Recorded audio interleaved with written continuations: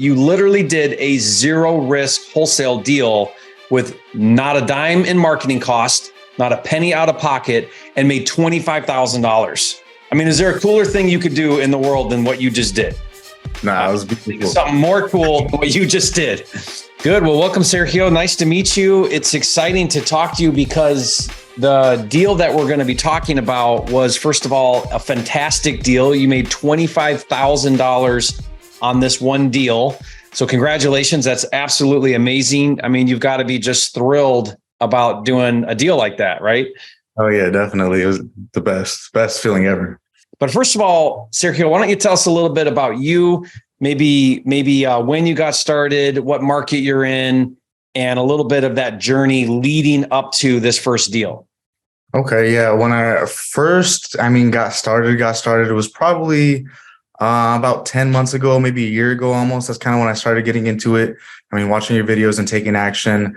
I've been in sales a long time, so it didn't really take me a long time to start, calling people. I'm not really scared to talk to people at all. So hit the phones pretty quick. I did get one deal locked up back, like I said, about a year ago. But it just needed, I think, too much work. I think I was a little bit too much green to kind of realize everything, kind of know what's going on. So it needed a lot of work. Couldn't really find a buyer for that one. So that deal kind of fell through. And after that, I got a little discouraged, I guess, and kind of laid back for a little while. And then probably in about August of last year is kind of when I watched a couple more of your videos. I'm like, I don't know why I'm just sitting on the sidelines. Like, let's just make calls, So I did that it took me about maybe 2 weeks even. And I got another deal locked up. That was the deal that we're working on now.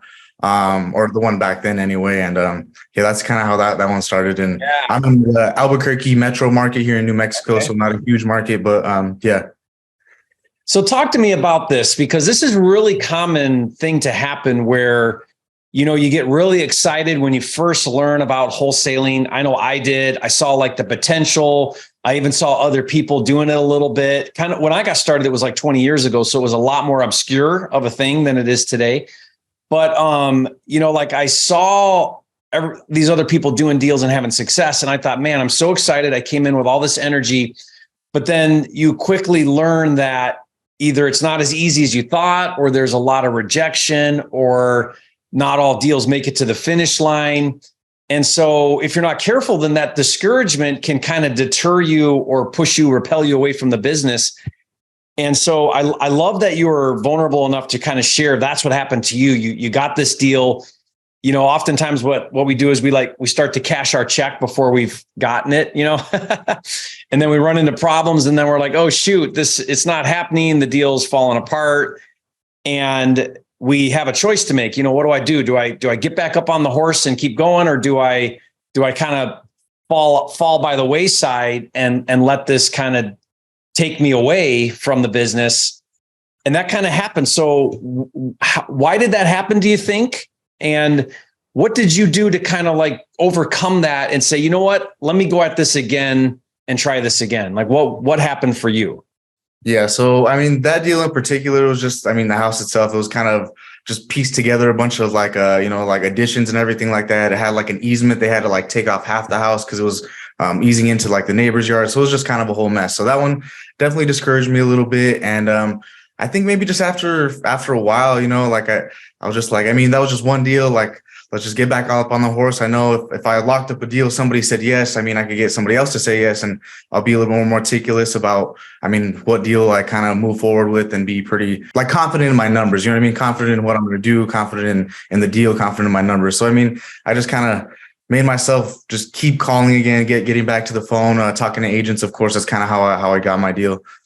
Yeah. Did you feel like, did your sales experience kind of kick in, which is, hey, smile and dial. Like that's what we do in sales, is we just got to keep going to get that yes. We got to go through the no's to get the yes. Did you feel like that was helpful? Oh yeah, definitely. Because the sales, I was in is life insurance sales. So I just hit the phones all day. Make 100, 200 calls a day, just cold calling. So I get a lot of no's. So definitely that helped out a lot. I think just kind of being used to it, Yeah. I definitely see a direct correlation with people who have some sales experience when they come into wholesale real estate. They already have their eyes open a little bit they're not disillusioned as to what the process looks like. Whereas oftentimes, if you don't have much of a sales background and you come in, you're like, man, this is, I got to talk to a lot of people. I got to make a lot of offers. And we tend to forget that we're kind of hunting for that 5% of people that are distressed, looking for a solution, want that cash convenient offer, right? Mm-hmm. And that it's sort of the needle in the haystack approach, which the needle is there if you're willing to keep going and looking for it. And so that's kind of the natural progression that a lot of new wholesalers have to overcome. So you did that and you got back into it. You got back on the phones and you were doing the on-market approach, which is reaching out to agents. Now, were you calling on distressed listings, or how was your agent approach you were doing? Yeah, I mean, basically what you say, you know what I mean? Anytime something comes out that looks distressed, or even this deal that we're talking about in particular, it didn't even have any pictures on it at all. Like it just the you know, like the description said it needed some work. I kind of knew how old the house was. And I mean, that's just kind of where it went. I made an offer and took actually a couple of days for the offer to get accepted. And then, it kind of went from there. Talk about that, because you made an offer quite a bit lower than list price. So what were the numbers? Yeah, so it was listed at $275, and it just came out when I called. I think it was like 18 hours on market or something like that. I had no pictures, nothing like that, just like the street view, you know. And I just called up the agent. I'm be like, hey, I mean, I want to get this deal, but my numbers are like at 190, 195 is what I need to be at, you know. And she's like, oh, okay. She explained it was an estate sale. The owners lived out of state, but they had a tenant that lived in the house. So I kind of told them, you know, like we don't have to worry about, you know, showings, inspections. We can make it very quick and simple for them. And they really took that, I guess. It took a couple of days. Like I said, she was like, okay, let me present it to them. Let me see what they say. And drug their feet for maybe 2 days. And then she called me and said, hey, I mean, we're ready to go. They're good to go at 195. They didn't even, you know, counter or anything like that. Wow. Do you think that they were entertaining any other offers during that time? Or do you think it was overpriced enough to where people weren't really looking at it? What's your gut? I'm not too sure if they were entertaining any other offers. I mean, possibly. I think the big advantage I had was I made an offer without seeing any pictures. I didn't like take time to go, you know, get a showing or anything like that. And they had a tenant in there, and the tenant was kind of hard to get in and take a look at the property and stuff like that. So I think that was kind of my advantage, just putting the number in front of them like right away. Yeah, in my experience, one of two things happens with on market. Either it's priced aggressive enough, so low enough that it attracts attention. And when that's the case, when it's priced, maybe not quite where you need to be, but it's priced enough to where people are going to see it and they're going to draw to it. They're going to set up showings. They're going to go look at it. When that happens, which is common, then it's really speed to the deal, right? It's getting the agent to take your offer, present it to the seller, try to get it locked up before all these other offers might come in. So I find that that's one scenario that's very common. The other scenario is it comes out for sale and it's priced just high enough to stay under the radar. And what I mean by that is people see it and they're like, you know what, man, I'd have to be $100,000 under that for that to be a deal. That's a waste of time. I'm not going to call. I'm not going to go look at it. I'm not going to make an offer. And so those are like the sleepy deals where, you know, Sergio is willing to come in there and lowball it, and he ends up getting the deal when in reality, the seller was motivated all along. The price just didn't reflect the motivation. And so that's a really important lesson, what you did there. I hope people that are watching this catch this lesson. What you did right was you did not discriminate your offer based on list price. And what I mean by that is you didn't say, man, 275, I need to be at 190. This isn't work. This is a waste of time. I'm not even going to call and make an offer. Clearly, they're not motivated, is what you naturally think based on list price. When, like, look at your situation. It was an estate sale. It was kind of tricky because there was a tenant. Clearly, the seller made the decision, you know what? I don't want to deal with the drama showings. I don't want to deal with the tenant in there. I don't want to deal with, maybe contingencies with financing or whatever it was. Let's just take Sergio's cash offer and be done. And that was the mindset that went on, clearly, because they just took your offer, didn't even counter it. Mm-hmm. So what a valuable lesson. If we could just remember that whenever listings come out, it does not necessarily mean that the list price is reflective of the actual motivation. List price or asking price is often a deceiver. It's not really where they're at. They'll really take lower. In fact, I had this thought when you told me that. Maybe you had this thought too. Shoot, I wonder if I would have offered less if they would have taken it. Right? We tend to think that whatever the agent's list price is, that somehow is where the seller's really at with price, when it's not always. Sometimes it is, but we can't assume it is. We have to assume that we have no idea where the seller's really at, and we just have one job, make offers. As long as we just do the one job of making offers, then we're gonna pull out of the marketplace the actual motivated sellers, just like you did. All right. So anyway, that was a really cool that you were able to have the foresight to just make the offer anyway.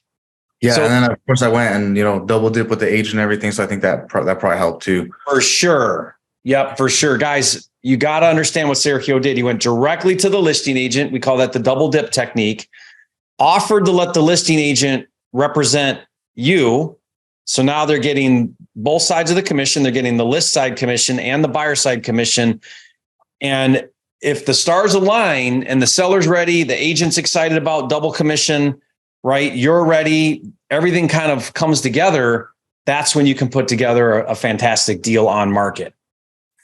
So yeah, totally. Like that was a huge part of this all working, was letting that agent represent you.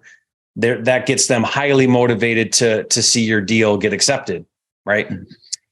Good. Okay. So you got the contract at, so what price was it? 190 or 195? 195 is what I finally went up with. Yeah. I offered 190 at first, and then the agent was like, can you do any better? I said 195, but now I should have just kept it at the 190. Yeah. Cause they would have taken it for sure. Yeah. But hey, it's all right, because it all worked out really well. So you get it for 195. And then explain the strategy that I teach where you find a local active buyer in the neighborhood. How did you do that? Yeah. So, I just went on Zillow, and New Mexico is non-disclosure state. So I can't really see a whole lot of information, but I can still see pictures. I see, flipped properties. So I either go to the ones, on market right now that you could tell are rehabbed and stuff like that. And I just called on all those agents like, hey, I got a deal in the area. I was seeing if your investor might be up for another flip at all. So I called all the ones on market. I also called all the ones sold. And then also not the ones just rehabbed, but the ones that I seen were sold that were really distressed, So I knew that, an investor had bought that one. So I called up those agents too. And I was like, hey, it looks like this one might've been an investor who had bought this property. I was seeing if, any investors that might be wanting to pick up a new deal at all. And I called so many people until I found a good handful of people that were seriously interested, but more eyes is always better, Yeah. So if you think about it, you went through there's 3 different approaches you can do. One would be, it's sold really low, meaning that's a flipper who bought it and they're in the process of renovating it. That's one method. You did that. You also called active. So that means they bought it, renovated. Now it's for sale. Maybe they're looking for their next deal. Or the sold, meaning they bought it, renovated, sold it, and now maybe they're looking for another deal. So really, when you do this method of extracting a local neighborhood flipper, I call it the neighborhood flipper method. It's there's 3 different approaches, or really 3 different times when you could find a cash buyer that's flipping in the neighborhood.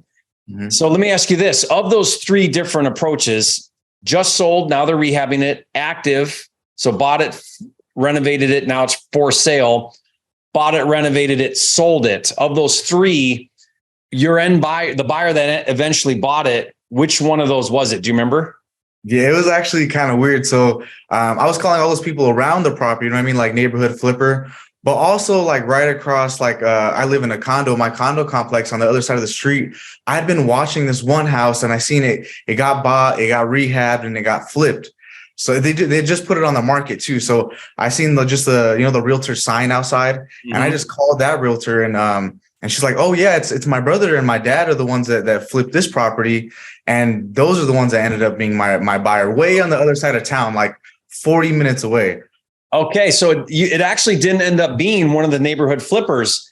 Mm-mm. It just happened to be a flipper that you also called. Mm-hmm. Yeah. Awesome. I mean, because what's awesome about that is, it's sometimes it's just a matter of keep putting yourself out there, right? Call another person, put it on Facebook, do this, do that. And you never quite know what's going to be the thing that works. And it works on both sides. It works with acquisitions and dispositions. But if you're just willing to kind of pick up the phone one more time, talk to one more person, that's often when it's like that one more time is when you end up finding like the win, right? You find the deal in the one more time call or whatever it is. So that's really cool. So you called on same idea, but it wasn't in the neighborhood, but same idea where it was someone who had bought, renovated, and now listed a flip. Mm-hmm. Yeah. And they right were across the street. And they were clearly looking for their next deal. And they went across town to your other deal and wanted it.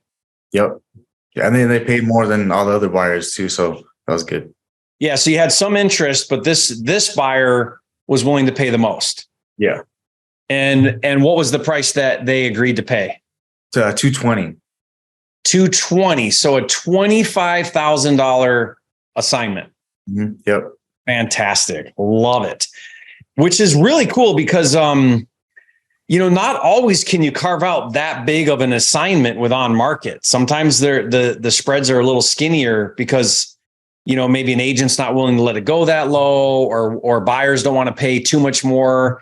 There's some nuances with on market that sometimes prevent the big spreads. But yeah.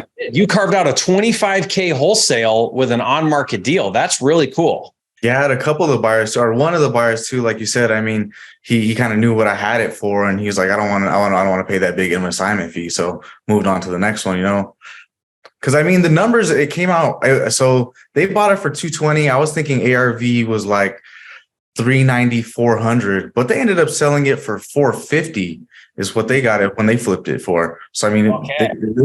they came out good on that one. They did great. Yeah, they did fine. Yeah, that's cool that you followed that. Do you think that buyers will be another buyer for you? Like, are they looking for more deals?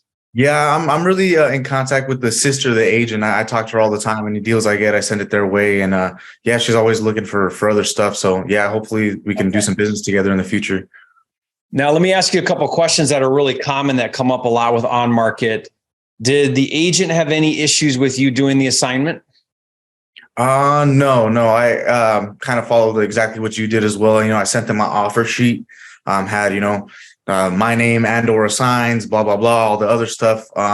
So she was fine with it. I let her know too. I mean, I might assign this to, an entity. One of my partners might take it over and close on it, but just know that, I'm going to perform on this contract as we agreed. And once I told her that, she was fine. She got both sides of the commission too. So she was cool. Yeah.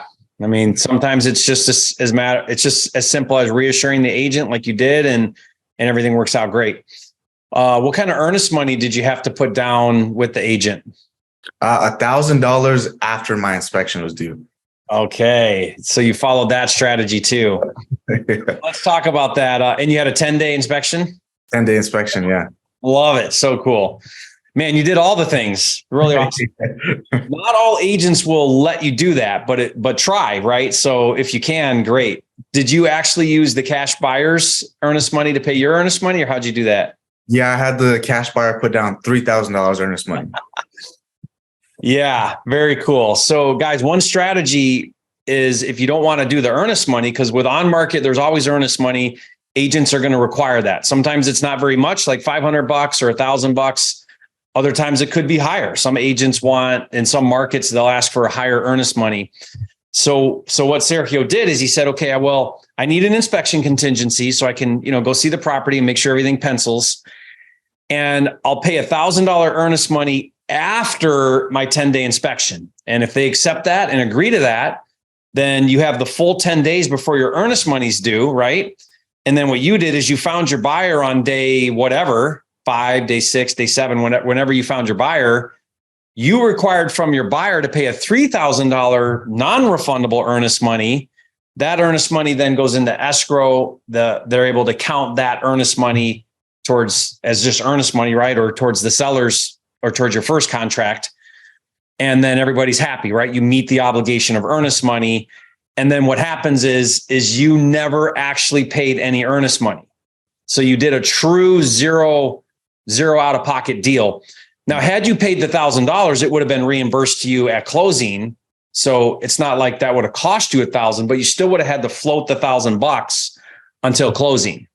Yeah. And then, when they sent a picture of the check for earnest money, I was like, cool. I mean, no risk now. I mean, if they back out, I still get $2,000, so. That's right. So because theirs is non-refundable, let's just say the deal falls apart. Technically, you would breach your contract, right? And you would lose your $1,000 to the seller. Seller would get entitled to your $1,000, and then you would get the $3,000. So you would net $2,000 on the deal. So even if that deal fell apart, you would have made $2,000. Mm-hmm. If your cash buyer would have flaked out at the end there. Yeah. Yeah. So like, talk about a no risk way to wholesale. You literally did a zero risk wholesale deal with not a dime in marketing cost, not a penny out of pocket, and made $25,000. I mean, is there a cooler thing you could do in the world than what you just did? Nah, it was beautiful. Something more cool than what you just did. Isn't that awesome? Yeah. Really awesome. I mean, guys, leave a comment and say, Sergio, you're a flipping genius, because that is really cool.